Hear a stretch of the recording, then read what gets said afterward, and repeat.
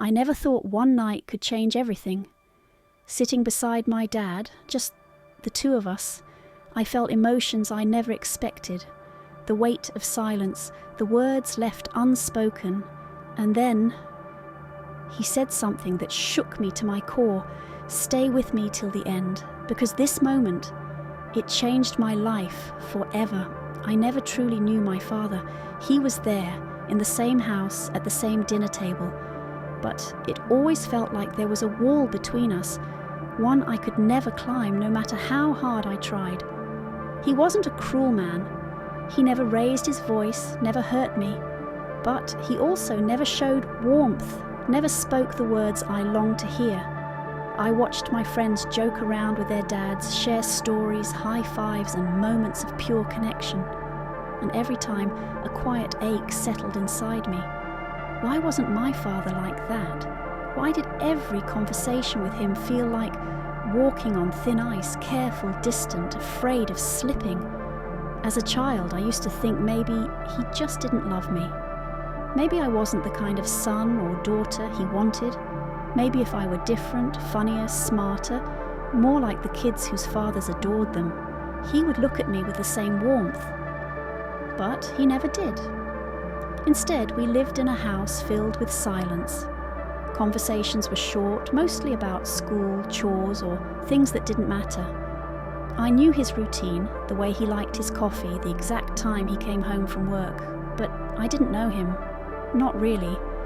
And I convinced myself that maybe this was just how things were meant to be. Then came that night. My mom had to leave town suddenly for a family emergency, which meant, for the first time ever, it would just be me and my dad.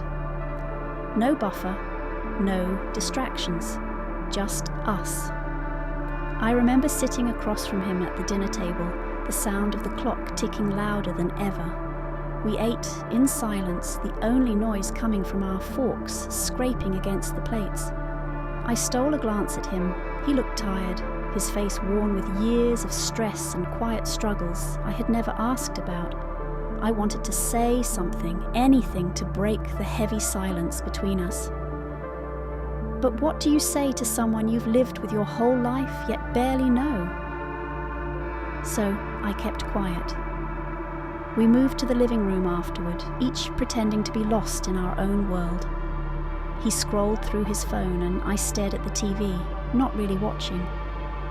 And in that moment, a terrible thought hit me.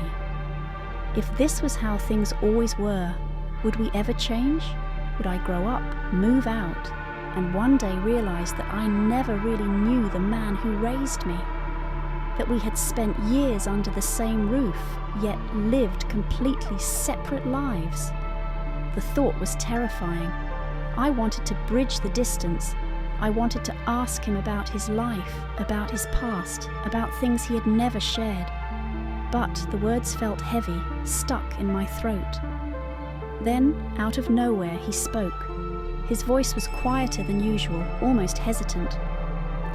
I know I haven't been the best father, I froze, because those were the last words I ever expected him to say. Stay with me, because what he said next changed everything. I know I haven't been the best father. I stared at him, my heart pounding. Did I hear that right? My father wasn't the type of man to admit things like this. He never spoke about feelings, never looked back at the past. Yet here he was, sitting across from me, his voice quieter than I had ever heard it, his expression unreadable. A part of me wanted to ask him what he meant, but I was afraid that if I spoke, the moment would shatter, and he would retreat behind that familiar wall of silence again. So I just sat there waiting. He took a deep breath, his fingers tightening around the armrest of his chair. For the first time, he looked unsure, almost vulnerable. Then he said something that shook me even more. When I was your age, I lost my father. I blinked. What? I had never heard this before. Never, not once, had he mentioned losing his father when he was young. He exhaled, like he had been holding this inside for years. It happened suddenly. One day he was there, and the next he was gone. And the worst part? He paused, his gaze dropping to the floor. I never got to tell him the things I wanted to. Never got to ask him the questions that kept me awake at night. By the time I realized how much I needed him, it was too late. My throat tightened.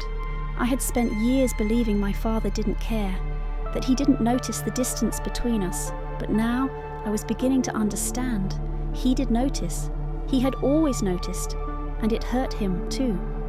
He cleared his throat, as if trying to push away the weight of the past.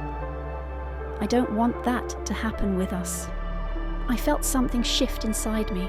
For so long I had convinced myself that he wasn't interested in knowing me, that he didn't care about the conversations we never had. But now I realized he wasn't distant because he didn't care. He was distant because he was afraid of repeating the past, afraid of losing me before he ever really knew me. The silence stretched between us again, but this time it felt different. It wasn't heavy, it wasn't awkward. It was full of unsaid things, of wounds that were finally being uncovered. And then, for the first time in my life, I did something I had never done before. I asked about him, not about his job, not about the usual small talk, but about him. What was he like? Your dad? He looked up at me, surprised. For a second I thought he wouldn't answer, that he would push the moment away like he always did. But then something softened in his eyes, and he nodded. He was strong, he said, a small smile tugging at the corner of his lips. Strict but fair. He had this way of making people feel safe, even when things were falling apart. I had never seen my father talk about someone this way before I leaned forward. Do you miss him? He let out a quiet chuckle, but there was sadness behind it. Every single day. My chest tightened. I had always thought my father was emotionless, that he simply didn't do feelings, but now I saw the truth. He wasn't emotionless. He had just spent years burying his pain, afraid to let it show. I swallowed, my hands gripping my knees. I wanted to say something, to tell him that I understood, that I wanted to know him, that I didn't want to be strangers anymore. But the words felt too big, too heavy, so instead I just said the one thing I had been too afraid to say all these years. I've always wanted to be close to you. He stared at me for a moment, his expression unreadable. Then, slowly, he nodded. Me too. And just like that, something changed. The walls between us didn't come crashing down all at once, but for the first time, there was a crack, a small opening, a chance for something different, and that night I realized something. Sometimes we think people don't care about us, that they don't love us in the way we need them to, but the truth is they do. They just don't always know how to show it. And what happened next? That's when everything truly changed. For the first time in my life, my father and I weren't just two people sharing the same space. We were two people seeing each other, truly seeing each other. The weight of his words lingered between us. Me too. Just two small words, but they meant more than an entire lifetime of silence. I had spent years waiting for this moment, waiting for him to open up, to let me in, to make me feel like I wasn't just an afterthought in his life. And now that it was happening, I didn't know what to do with it. I looked at him, really looked at him. The lines on his face, the tiredness in his eyes, the way his hands fidgeted slightly as if he wasn't used to this kind of conversation. And that's when it hit me. He wasn't just my father. He was a man. A human being with his own fears, his own regrets, his own wounds that had never fully healed. All my life, I had been so focused on what I was missing from him that I never stopped to wonder why he was the way he was, why he kept his emotions locked away, why he seemed so afraid to get close. But now, sitting across from him, I finally understood. He wasn't distant because he didn't care. He was distant because he cared too much, and he didn't know how to show it. So I did something I had never done before. I asked about his childhood, about his father, about the moments that shaped him into the man he became. And for the first time, he didn't brush me off. He didn't shut down. He answered. His voice was steady, but there was something raw underneath it. When my dad was alive, I never told him how I felt, not once. In our house, love wasn't something you said. It was something you just assumed was there. But when he died, I realized something. I leaned in, waiting. He swallowed hard, looking down at his hands. Assumptions don't fill the empty spaces. They don't replace the words you never say. A lump formed in my throat because I knew that feeling. For years I had assumed my father didn't care. I had convinced myself that the silence between us meant I wasn't important to him, but maybe he had been struggling just as much as I was. I hesitated for a moment before saying the words that had been trapped inside me for so long. I used to think you didn't care about me. His head snapped up, his eyes filled with something I couldn't quite place. Shock, sadness, regret. I never meant for you to feel that way, he said softly. Not for a single second. And just like that, the walls between us started to crumble. I had spent so many years believing he didn't want a connection with me. But the truth was, he just didn't know how to build one. He sighed, rubbing his temples. You know, I always thought being a father meant being strong, keeping my emotions in check, never showing weakness. He let out a small, bitter laugh. But I see now that silence doesn't make you strong. It just makes you alone. I stared at him, my heart pounding, because that was it. That was the thing neither of us had ever said out loud. We had both been alone. Him in his own world of unspoken grief and unprocessed emotions. Me in the quiet ache of wanting a father who felt just out of reach. And neither of us had known how to bridge that gap until now. I took a deep breath, my voice shaking slightly. I don't want to be alone anymore. He looked at me, his expression unreadable. Then, after what felt like forever, he nodded. Neither do I. And for the first time in my life, I saw something in my father's eyes that I had never seen before. Not just understanding, but relief. Like he had been waiting for this moment just as much as I had. And that's when I realized sometimes the hardest thing isn't breaking the silence. It's accepting that someone else was waiting for you to break it all along. But the night wasn't over yet. And what happened next, that's the moment I'll never forget. The room felt different now, warmer, lighter. The silence between us no longer felt like a wall. It felt like an open door, waiting for one of us to step through. For the first time in my life, I wasn't afraid to. My father and I sat there, both unsure of what to say next, yet neither of us wanted to leave the moment hanging. It was strange. We had spent years trapped in quiet distance, yet now we were talking about things we had never dared to before. And I didn't want it to stop, so I did something I had never done before. I asked, "What was your favourite memory with Grandpa?" At first, he didn't respond. He just stared down at his hands, his fingers tracing over an invisible pattern on his palm. But then, after what felt like an eternity, he finally spoke. "I was 10, he said softly. It was the first time my dad ever took a full day off work just for me. I leaned forward, listening. We went to this old lake outside of town, he continued. Just me and him. No work, no distractions. He taught me how to fish, even though I was terrible at it." A small, genuine smile crossed his face. I remember I kept messing up, tangling the line, scaring the fish away. But he never got mad. He just laughed and kept helping me over and over, like he had all the time in the world. His voice grew quieter. That was the only time I ever saw him like that. Just there, just present. Something in his expression shifted, and I could see it, the way he was replaying the memory in his mind, the way he held onto it like it was something fragile, something sacred. "I never got another day like that with him," he admitted. "And I think that's why I was always scared to get too close to you." I frowned. "What do you mean?" He exhaled. "Because I know what it feels like to have a perfect moment and then never get another one. I didn't want to risk losing that with you." My heart clenched. For so long I had thought my father didn't care. But the truth was so much harder to swallow. He cared too much.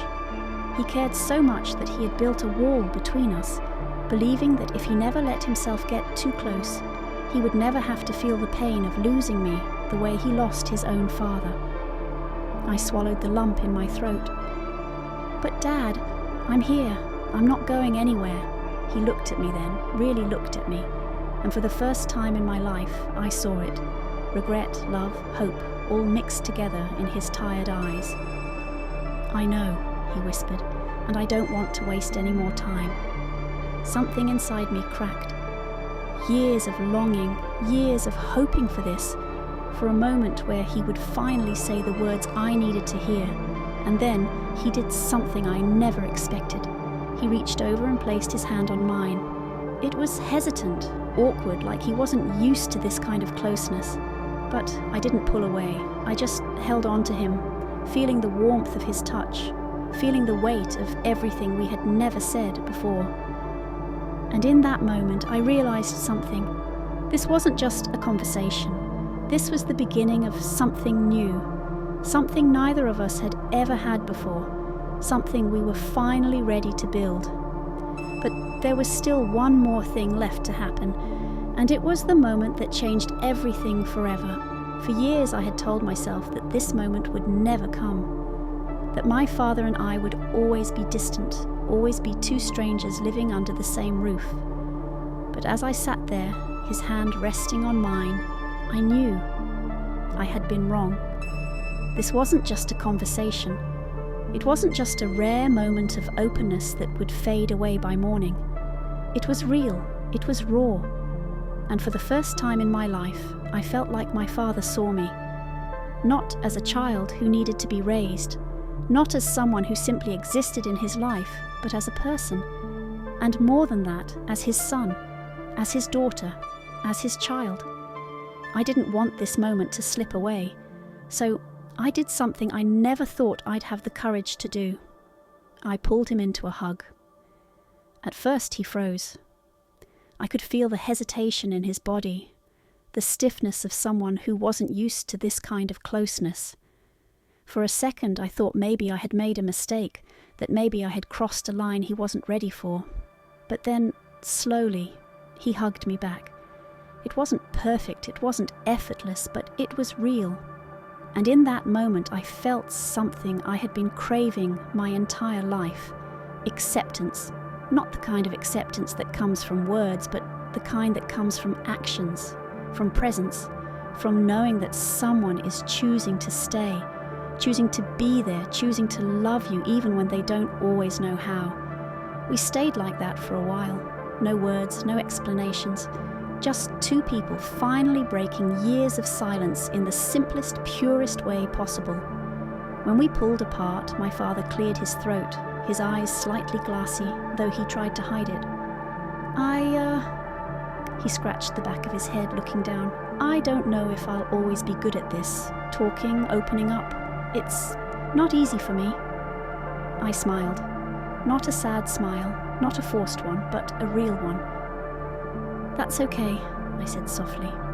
"We have time." Because for the first time I truly believed that. This wasn't about fixing everything overnight. It wasn't about suddenly becoming the perfect father and child. It was about trying. And as long as we both kept trying, I knew we'd be okay. He let out a small chuckle, shaking his head. "You know, I never thought we'd have this conversation." I laughed. Yeah, me neither." A comfortable silence settled between us, but this time it wasn't empty. It wasn't lonely. It was filled with unspoken understanding, with peace. I stood up, stretching my arms. "Hey, maybe we could do something together tomorrow? Grab some food? Go for a drive?" He looked up at me, surprised. Then, slowly, he nodded. "Yeah, I'd like that." And that was it. A small moment, a simple promise, but to me it was everything, because it meant we were no longer standing on opposite sides of an unspoken wall. We were finally walking toward each other, and that was a moment I would never forget.